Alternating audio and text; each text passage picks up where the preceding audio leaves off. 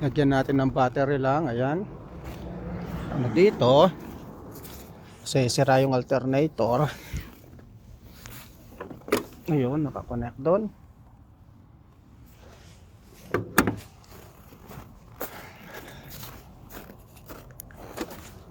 Charge pa naman to.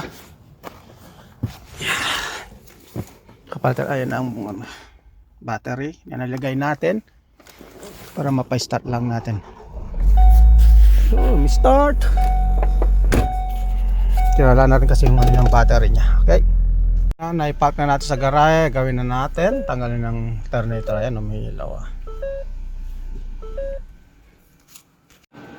Yan. Tanggalin natin tong tensioner tsaka yung belt. Tinanggal ko natin tong battery. Yun ang alternator.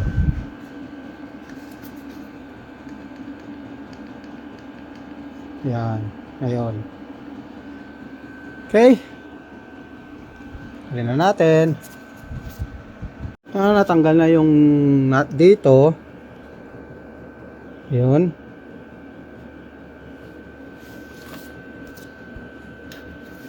Then ito yung nut nya.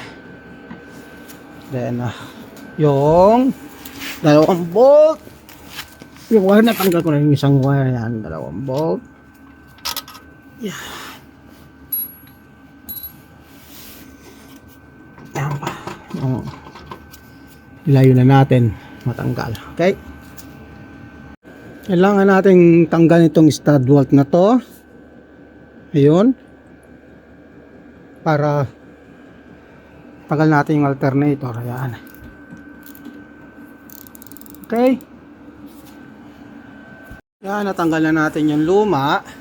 Check natin kung parehas. Okay, parehas. Lahat. Okay. Lagyan na natin itong bago. Ito pala yung tinanggal kong stud bolt. Hindi mahirap siyang ibalik pag hindi natanggal yun. Mahirap siyang din siyang tanggalin. Okay. Yan, nailagay na natin lahat. Ayan na yung bagong alternator. Yung belt. Yan, yung mga connector. Lagyan na lang natin yung battery. Okay? Check natin yung charging system. Na-start na natin. Check natin yung charging system nya. Kanina 12 lang. 11. Sorry. Yan, check na natin yung charging system. Yan. 1.93. Okay, good na. Maraming salamat sa panonood. God bless.